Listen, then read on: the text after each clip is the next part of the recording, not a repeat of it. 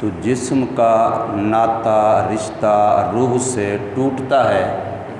تو جتنی چیزوں کا انسان مالک تھا اس کا سلسلہ ملکیت ختم ہو جاتا ہے۔ اب وہ کسی بھی چیز کا مالک نہیں رہتا۔ بس جس وقت روح اور جسم کا ناتا رشتہ ٹوٹا، وہ زمینوں کا مالک تھا، اب نہیں ہے۔ وہ پیسوں کا مالک تھا، اب نہیں ہے۔ وہ جانوروں کا مالک تھا، اب نہیں ہے۔ کاروں کوٹھیوں بنگلوں کا مالک تھا، ب نہیں ہے۔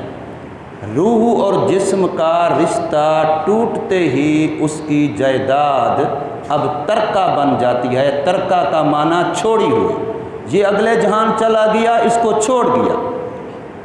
اب چھوڑنے کے بعد وہ چیزیں خود بخود آٹومیٹک ایک خدائی نظام ہے کہ جس وقت میری روح نکلے گی، میری ملکیت میں جتنی چیزیں تھیں وہ میرے ملک سے نکل کے اپنے اپنے شرعی حصے کے مطابق میرے وارث کی ملکیت میں چلی جائیں گی۔ آٹومیٹک جبری ملکیت ہے وراثت، یاد رکھیے۔ وراثت کے بارے میں بہت زیادہ غلطیاں ہیں مسلمانوں میں، دیندار مسلمانوں میں ہیں، اچھے اچھے نیک مسلمانوں کے اندر ہیں، جو زبان سے کہتے نہیں تھکتے کہ ہم کسی کا حق نہیں کھاتے، اور وہ وراثت میں ایسی ایسی غلطیاں کر رہے ہیں کہ نہ جانتے ہوئے یا کوتاہی سے وہ دوسروں کے حق کھا رہے ہیں۔ تو وراثت جبری ملکیت ہے۔ جس وقت میری روح نکلی، میرے جو وارث اس وقت زندہ ہیں اللہ تو جانتا ہے، اب کس کا کتنا حصہ بنتا ہے یہ بھی اللہ کو معلوم ہے۔ تو وہ آٹومیٹک خود کار نظام ہے کہ بہن کے حصے میں، بھائی کے حصے میں، بیوی کے حصے میں، والد کے حصے میں، بیٹے کے حصے میں، بیٹی کے حصے میں، جتنا جتنا ان کا حصہ اللہ کے قانون میں ہے وہ خود بخود مالک بن جاتے ہیں، چاہے ان کو میری فوتگی کا بھی پتہ ہی نہ چلا ہو، وہ مالک بن گئے، چاہے انہوں نے قبضہ نہیں کیا، چاہے ان کو پتہ نہیں ہے، لیکن ملکیت اب ان کی ہو گئی ہے، میری ملکیت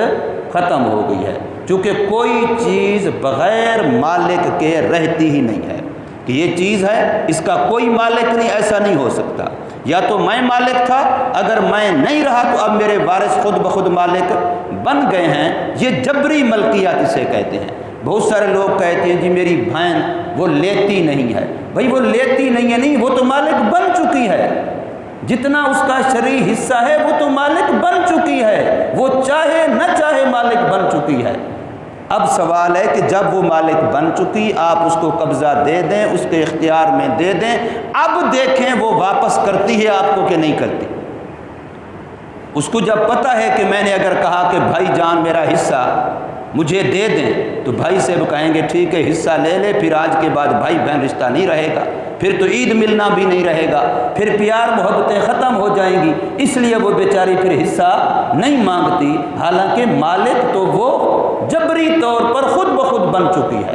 تو اس لیے وراثت ایک ایسی چیز ہے کہ بندہ ادھر روح جدا ہوتی ہے، ادھر اس کا رشتہ اس کے مال سے ختم ہو جاتا ہے۔ حدیث پاک میں یہ بات آتی ہے کہ ہر مرنے والے کے مرتے ہی اس کے مال کے ساتھ 4 حق لگ جاتے ہیں۔ پہلا حق ہوتا ہے اس کے اپنے کفن دفن کا، کہ اسی کے مال میں سے اس کا جو خرچہ آتا ہے، میت کو یہاں سے وہاں لے جانا ہے، قبر کی کھدائی ہے، فلاں کفن کا خرچہ ہے، فلاں خرچہ ہے، جو بھی اخراجات ہیں وہ اسی کے مال میں سے کیے جائیں، اور اس کے مال کا پہلا مصرف اس کا اپنا کفن دفن یہ اخراجات ہیں۔ ہاں اگر کوئی مسلمان رشتہ دار بیٹا بیٹی کوئی خوشی سے اپنے مال سے کر لیتا ہے جیسے کہ آج کل کرتے ہیں تو بالکل جائز ہے، کوئی منع نہیں ہے، ورنہ اسی کے اپنے مال کا سب سے پہلا مصرف اس کا اپنا کفن دفن اور اس کی قبر کے اخراجات ہیں۔ دوسرا اس کے مال کے ساتھ دوسرا جو حق ہے وہ ہے جس کے اس نے مالی حقوق دینے ہیں، جن کو ہم قرضہ کہتے ہیں۔ کہ میرے ذمے جن لوگوں کے مالی حقوق تھے، میری قبر کے کفن کے خرچے کے بعد سب سے پہلے وہ قرضے دیے جائیں گے، چاہے اس میں میری رہائش والا مکان بیچنا پڑے، چاہے اس میں میرے استعمال کی گاڑی بیچنی پڑے، چاہے اس میں میری پراپرٹی بیچنی پڑے، قرضے کا ادا کرنا پہلے ضروری ہے۔ اور یہاں تو یہ ہوتا ہے کہ قرضوں والے بیچارے رو رہے ہوتے ہیں، مانگ رہے ہوتے ہیں، چیخ رہے ہوتے ہیں، اور ورثاء مکان بھی استعمال کر رہے ہیں، زمین بھی استعمال کر رہے ہیں، پیسہ بھی استعمال کر رہے ہیں، جانور بھی استعمال کر رہے ہیں، ان کو ٹرخائے جا رہے ہیں، آج نہیں تو کل، آج نہیں تو کل، حالانکہ شرعاً یہ مال اب قرضے والوں کی ملکیت میں گیا ہے، ورثاء کی ملکیت میں گیا ہی نہیں ہے۔ جن جن لوگوں نے میرے سے قرضے لینے تھے، جس وقت میری روح نے پرواز کیا تو میرے کفن دفن کے خرچے کے بعد سب سے پہلے ان قرضے والوں کا حق آیا، وہ مالک بن گئے، میرے وارث مالک نہیں بنے۔ میرے وارث مالک بنیں گے جب میرے قرضوں سے مال بچے گا تو اس کے وارث بنیں گے، اگر بچے گا ہی نہیں، سارا لگ جاتا ہے، مکان بھی بیچنا پڑتا ہے، فلاں بھی کرنا پڑتا ہے، تو سارا کچھ بیچ کے بھی قرضے ادا کرنا پہلے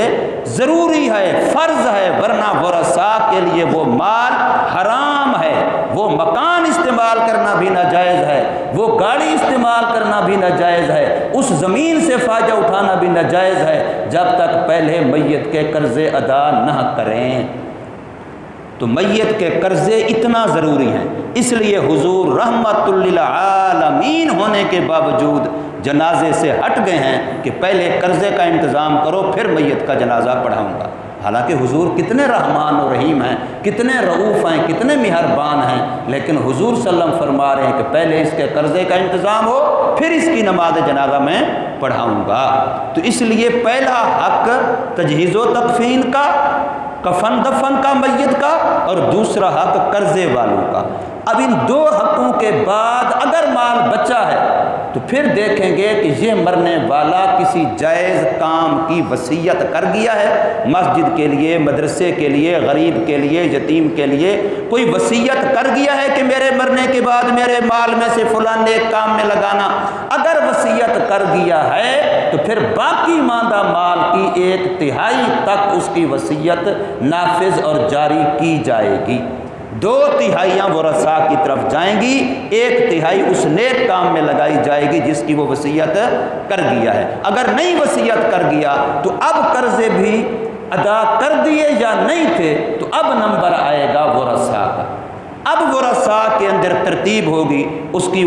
دین کے لحاظ سے سورۃ النساء قرآن مجید کے اندر موجود ہے، اس میں مکمل وراثت کو اللہ نے بیان کیا ہے۔ وراثت ساری کی ساری منصوص ہے، اس میں ائمہ کا اجتہاد اور رائے کا کوئی عمل دخل نہیں ہے۔ ساری وراثت کو اللہ تبارک و تعالی نے قرآن میں اور نبی پاک صلی اللہ علیہ وسلم نے حدیث پاک میں بڑی وضاحت سے بیان کر دیا ہے۔ تو پھر نمبر آتا ہے ورثاء کا، اور اس میں پھر 10 مستحقین وراثت بنتے ہیں، ورثاء کے درجہ بدرجہ۔ پہلے نمبر پہ یہ نہ ہوں تو دوسرے نمبر پہ، پھر تیسرے پہ، یوں چلتے ہوئے 10 درجے آتے ہیں جہاں جہاں وراثت کا انہوں نے مستحق بننا ہے۔ تو اللہ تبارک و تعالی ہمیں اس مسئلے میں بھی شریعت کی اتباع کی توفیق دے، ہم اپنے ورثاء کو مرنے سے پہلے ان کے ذہن میں یہ بات ڈال کے جائیں کہ ہمارے مرنے کے بعد ہماری کمائی میں اپنی مرضی نہ کرنا بلکہ شریعت کی مرضی کرنا، اللہ کے قانون کی مرضی کرنا، یہ بات اپنے اہل و عیال کے